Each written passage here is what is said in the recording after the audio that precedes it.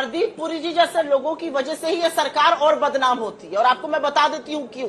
ये capital expenditure की किस मुंह से बात कर रहे थे, क्योंकि इनको कैपिटल एक्सपेंडिचर की समझ ही नहीं है। 2024 वित्तीय वर्ष में आज का डेटा जो बजट में आया है, बजट एट अ ग्लांस, पता नहीं इन लोगों को पढ़ना भी आता है कि नहीं आता है।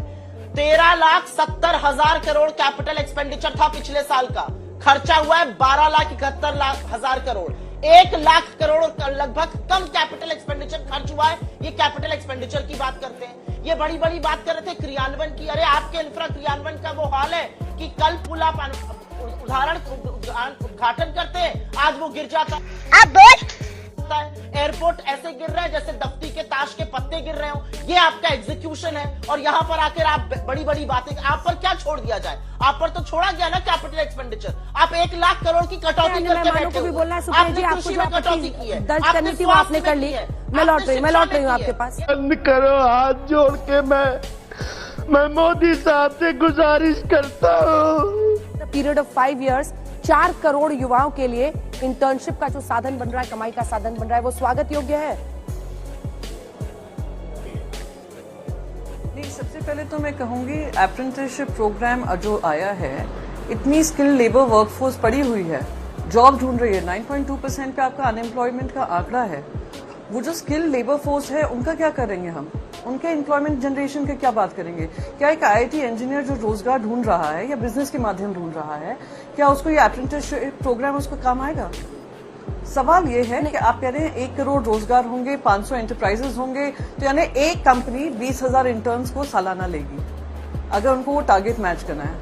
कॉर्पोरेट हाउस, क्या मैं आपको, चलिए मैं तो टॉप 500 कंपनीज में इंडिया टुडे और आज तक को ही मान लेती हूँ, कि ये टॉप 500 कंपनीज में 20,000 इंटर्न्स के आप आज तक और इंडिया टुडे या जो आपका टीवी मीडिया ग्रुप है, क्या वो ऑब्जॉर्व कर पाएगा? तो समय बड़ा महत्वपूर्ण होता है अध्यक्ष महोदय, और बड़ा बलवान। बंगाली में हम एक बात बोलते हैं कि समय गेले साधन होबे ना। इसका मतलब यही है कि अगर समय चला गया तो साधना नहीं होगी, अगर भक्त रूठ गए तो आराधना नहीं होगी। और 3 से 303 से 240 के आंकड़े बोलते हैं कि इस बार जो आप चले गए तो दोबारा लौटने की संभावना नहीं होगी। ये तो वही है, इतनी बड़ी बड़ी बातें की जा रही हैं, इतने कह रहे हैं कि हमने काम किया है, हमने बिहार और आंध्र प्रदेश को पैकेज दिया, तो उनका पैकेज का डिमांड नहीं था, उनका स्पेशल स्टेटस का डिमांड था। और पैकेज में भी महाराष्ट्र के लिए कुछ नहीं आया। महाराष्ट्र में भी सरकार इनकी है, महाराष्ट्र का तो नाम तक नहीं लिया गया। उत्तर प्रदेश से क्यों खफा है? क्योंकि सब जानते हैं लोकसभा ने उनको क्या नतीजा दिया है। उत्तर प्रदेश भी उनकी सरकार है, उनको भी कुछ नहीं मिला। शर्मनाक है कि आप राज्यों में भेदभाव कर रहे हैं क्योंकि आपको अपनी सरकार बचानी है। तो मैं इस बजट को मैंने एक टाइटल दिया है, प्रधानमंत्री सरकार बचाओ योजना। Congratulation brother. उत्तर प्रदेश से जब से हारे हैं तब से कोई नमस्कार नहीं कर रहा है। तकलीफ वो है आपको। कंप्लीट करिए। वो वीडियो हमने देखा है कि कोई किसी को नमस्कार नहीं कर रहा है, कोई किसी को देख नहीं रहा है। चलिए, धन्यवाद माननीय। और जो अपने आप को बहुत ताकतवर कहते थे, बहुत ताकतवर कहते थे, आप अपने आप को, जिसने हराया उसको नहीं ये हटा पा रहे हैं। अब बात समझ में नहीं आई ना? जिसने हराया उसको नहीं हटा पा रहे। अप्रेंटिसशिप प्रोग्राम दिखा रहे हैं कि हमने युवाओं की जो बेरोजगारी है, हमने सबका सोल्यूशन। क्या इन्होंने अग्निवीर पे एक शब्द बोला? ये जो होंगे कॉर्पोरेट अग्निवीर होंगे। जो अग्निवीर इन्होंने आर्मी के लिए की है, वही अग्निवीर आप कॉर्पोरेट हाउसेस के लिए कर रहे हैं। ठीक है, और आप कॉर्पोरेट हाउसेस ये सवाल मनोज तिवारी से मैं पूछूंगी। आप सीधा कह रहे हैं कॉर्पोरेट अग्नि कि इनके बिना सरकार नहीं चलेगी। इन सबको साधते हुए क्या सरकार के इस बजट में कुछ अच्छा आपको दिख रहा है? अंजना जी, धन्यवाद आपको बधाई देने के लिए। ये बजट वही है, बैसाखियाँ बची रहे, सरकार सांसें गिनती रहे, उसके लिए एक निरर्थक प्रयास है। सर, भारत देश इस दुनिया के सबसे युवा देशों में आता है। We are one of the youngest countries in the world. हमारे देश की औसत उम्र मात्र 29 साल है। हमारे देश की 65% आबादी 35 साल से कम आयु की है। हमारे देश की आधी आबादी 50% से ज्यादा आबादी 25 साल से कम आयु की है। लेकिन क्या हमारे नेतागण, हमारे चुने हुए प्रतिनिधि भी इतने युवा हैं? ये सवाल मैं आज आपके सामने रखना चाहता हूं सर।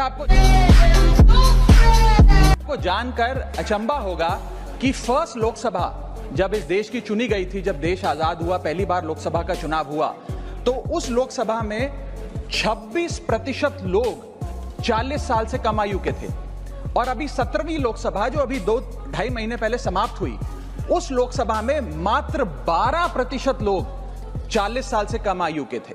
फिर आ रहे हैं मनोज जी, आ रहे छोटे छोटे, अब बहुत कम टाइम बचा है, 2-2 लाइन के ही कमेंट सुप्रिया जी हो पाएंगे। हाँ बिल्कुल,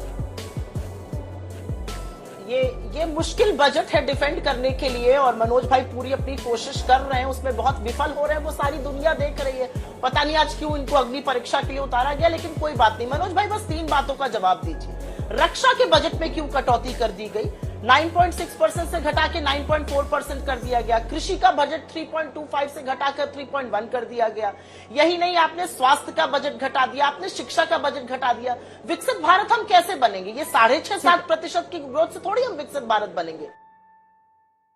प्रियंका विकसित भारत हम तब पढ़ेंगे जब पढ़ेगा भारत और बढ़ेगा भारत। प्रियंका जी, ना पढ़ेगा भारत ना आपसे कुछ पूछेगा भारत। रक्षा पर तो आपने दो लाइन में जल्दी से। मैं तो मनोज जी से मैं मनोज जी से एक ही चीज कहूंगी, आप खुशी बनाते रहिए और जनता आपको 240 से 40 तक पहुंचा देगी। जरा सोशल मीडिया पे जाइए, आप ही के समर्थक कितना दुखी हैं, उनका दुख समझिए, जनता का दुख समझिए। बहुत हो गई मन की बात, अब जन की बात समझिए। बस मैं यही राजीव राय,